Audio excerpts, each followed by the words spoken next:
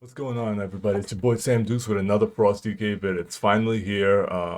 Shadowlands has been out for what, like 2 months or something like that. Frost DK is in a good spot with some, some ergs. I'll get into that. I don't want this video to take forever. I will be going over talents, all that good stuff, showing you setups and how to push rating basically. You can apply this at 3v3, but it will be focused on 2v2 just for now. I will be releasing a 3v3 guide for comps, etc. So without further ado, let's get right into it. All right, fellas, so let's get into the talents. So I am not going to go into depth into these talents. Just this is what you're going to take. I'll explain if there's another choice for specific scenarios, but for the most part, these are what you take. Inexorable Assault. Cold Heart is nerfed in PvP, that's why we don't take it anymore. Murderous Efficiency. For the 30 talent, this is where you would usually, Blinding Sleep. Asphyxiate, yes, you can take it, but for the most part, if you're running with how do I say it, with an H-Pal or something, you got the Hodge, and also with our legendary, the Frost Worm with the 3-second stun, Blinding Sleep is the way to go. Avalanche always. Over here, okay, Death Pact is our major heal, but it got that 30% debuff. A lot of healers don't like it. In 3v3, it may be the better choice since you have more peels, etc. Speak with your healer before you take this talent, and if he tells you, you don't need it, don't take it, then take one of these, right? Which is probably Wraith Walk. Wraith Walk, along with Death Advance, believe it or not, every time you're going, it does help you close the gap. So it is really good. It can also be used to peel yourself. Let's say a warrior's in execute range, slow him down, root him, whatever it is, and then Wraith Walk away, etc. Gathering Storm all the time, and then Obliteration. So everybody knows now that Obliteration got that buff. Not Obliteration, sorry, Two-Hander got that buff. And basically, if you're using a two-handed weapon, you get 30% more buff on your obliterates. Sounds awesome. The only con is basically the lower attack speed, which doesn't really matter because you got those big hits, but you get one less enchant. So it's either Rune of the Fallen Crusader or the Razor Ice, which is both really good. So that's preference. I personally take the Rune of Fallen Crusader.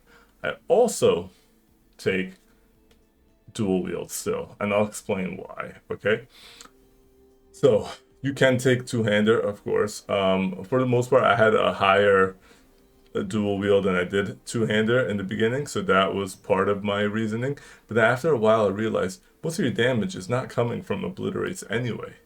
When you're bursting, it's coming from everything else. So that Razor Ice making your frost damage go up is actually really good. And then, but then again, you can still use the two-handed weapon if you have it higher than dual wield, etc.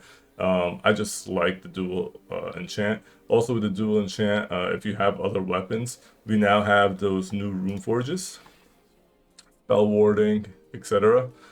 Spell warding for casters there's a lot of casters in this game right now, especially in PvP, and this really helps you. The problem is you gotta sacrifice, and if you're using a two-hander, you're not gonna put this on your weapon. At least if you're using dual wield, you can make your main hand the main enchant that you want, which would be either this one, Razor Ice, or Rune of the Fallen Crusader. And the second one can be spell ward, especially if you're going up against the same comps because you're in the same bracket. You'll know when to switch them, etc. If you have another weapon of the same idol level, you can already have that on the side to actually have these enchants and switch them accordingly. Okay. PvP talents. Heartstop Aura is definitely a strong suit, and I'll tell you how to play against it when you're going up against another DK and it starts affecting your cooldowns. Chillstreak, always. And then Necrotic Aura, I like to take it, especially when I'm doing twos with the H-Pal, since he has a heavy magic damage as well, so he'll get buffed with that 8%. If I do switch anything out, it'll be probably Necrotic Aura for the buff on the AMC. Okay, Let's get into our gear. The legendary that you're going to take will be Absolute Zero. Frostworm's Fury has 50% reduced cooldown, freezes all enemies for 3 seconds. So you're basically on a 1.5 minutes cooldown. It is actually a phenomenal uh, piece of legendary. It makes or breaks games. Like literally, you can use it for so many things, especially like when you get it in a good position, you line it up, you can get the whole enemy team stunned, and there's nothing they can do. You can also force them to trinket a 3 second stun, which is fine because then on your next go, they have nothing to no trinkets, and you get a full Hodge, etc. All right, so that's it for the talents. Now we're gonna get into the gameplay. All right, fellas. So over here we are going up against a Shadow Priest and a Resto Druid. I'm not going to show the whole matchup. I'm just going to show you how to set up a proper burst and to notice that you can play defensively and you don't have to use burst on cooldown because that's a really bad thing to do. You want to force their cooldowns. You want to set it up where you can catch them off guard, etc. Right? So our survivability as a Frosty K is really bad at the moment.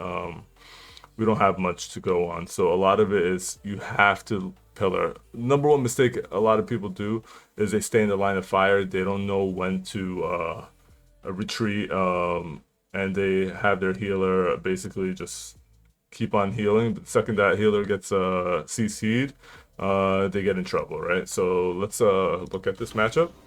So over here, Mind Games. Mind Games, if for those who don't know, is basically it's a debuff on you if they use it on you, that is, and it's dispellable. So you got to call it out to your healer, let him know if he didn't notice it, or you can also AMS it and you can kick it. But if you kick it, which is what you should do, you'll throw off their setup.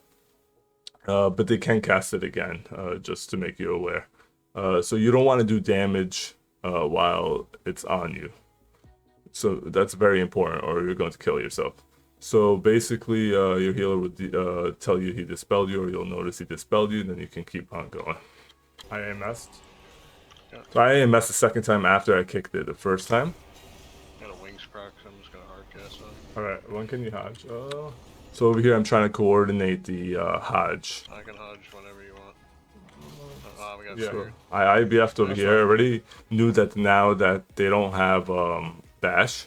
This fear. You tell me when you want it. Go ahead. Oh my god, that's so lucky. So I popped Abomination Limb, and now all I'm waiting for is the priest to get gripped in, because my death grip was on cooldown. So this is my alternative right now. Divine. And notice once he's stacked, the druid is still stunned. So I knew he wasn't going anywhere. I popped Chillstreak at that moment so that it can bounce between them because I have them where I want them. Still here. And notice, because the priest didn't pop any defensives, he had nothing left. He just flops, and he wasn't even my target. Got him. You killed the fucking There priest. you go. That druid should have used Iron Bark on the priest right away, but maybe he didn't think that he was gonna drop that fast. Killed the guy you weren't even hit. Yes. Now we'll look at some other gameplays. Alright guys, I'm sure everybody knows Ret, how strong they are in this expansion. So Ret Disc is actually, I would say it's a counter tower comp. So I do want to explain before we get into this one, is that, see this, where the cooldowns are for my healer. This is a really good add-on. It's part of the ability tracker. So let's say you're not voicing, you can see when, and you can actually put up the spells that you want, customize it the way you want, whatever you want to see. You'll know when he stacks you, etc. It may help. It may help you. It may not. I think it really does. Even in voice, it does help because sometimes you don't call out everything and you get to see it. You'll know when he has Hodge without asking and all that stuff. So over here, we're setting up another go. Just want to show you guys how the setup goes. So a couple of these videos will be showing that. So right now we gripped in, right?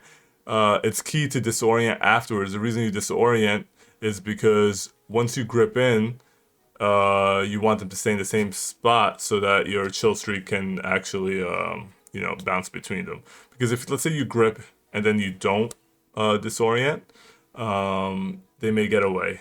For example, like if you grip and then you hodge right afterwards, right? And then the rat plays smart and walks away, now you lost the opportunity and you don't have a grip to close the gap. So you disorient.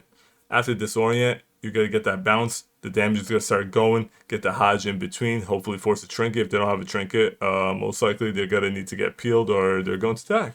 So let's see how it goes. So hodge right now.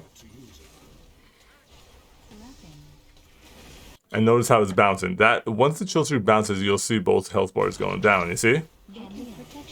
And the protection. Me and the H-Pal are actually blood elves, so you're going to see it get dispelled. Both of them. And we're gonna actually kill them in between in the barrier.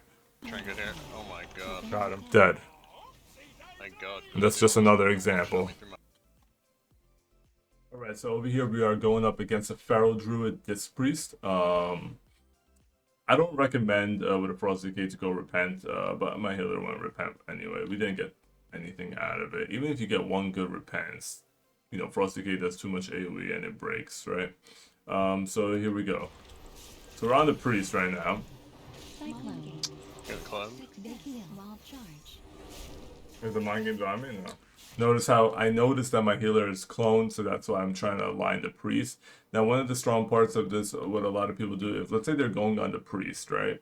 And they just tunnel vision him. The Priest is the reason that you're actually dying, because he's dispelling all the stuff from your H-Pal. So just keep that in mind if you see your healer, even with any other comp. If you see your healer CC'd, you should already plan out what you're going to do, like, line, etc. You don't want to get caught out in the open, healer CC'd, and now you can't do anything, because it's not like back in the day where you could just death siphon and just heal the full, No. And then 17. He's almost. So that's Thorns right there. Yep. So now I'm just like planning. I already know my burst is coming up in 7. Yeah, it's trinket in 7. All right, you can do it now. Hold on. So here we're gonna set it up. He's gonna have trinket for this one. Let me disorient first, actually. I'm gonna bob you out of this. Okay. So over here, I already did the blinding sleep. I disoriented. Go ahead. How's the burst? Go ahead. Hodge. He's Hodge, and he's still gonna die because they're stacked. He's dead. That Druid should have automatically ran away the second he could have, so it doesn't bounce that much. We're going up against a mirror comp in this one, so this is going to be the last clip of this video. I just want to show another way to set up the Chillstreak burst, and you do need the legendary for that Frostworm stun. And you can actually use this setup for obviously for any comp, but there are certain setups where like the disorient won't work, like Druid might get out of it, etc. So this will definitely keep them in place unless they trinket and then escape. I don't want this video to go on for a really long time, so I'm going to cut it after this clip and then continue, my videos with full gameplay and commentary. If there's anything else you guys are interested in, just leave it in the comments down below, okay? So here we go. I have Hodge. I'll tell you what, I'm going to disorient first, alright? Go ahead. Alright, so now I set up the burst. We got the full Hodge, right? Now he does have trinket. He trinketed. Then I disoriented. Right? Trinketed. And you gotta notice that since the DK is still there, he should have honestly ran away. But he didn't. I'm gonna make sure he doesn't get away. I'm gonna Chillstreak, and now he's stunned and dead. There you go.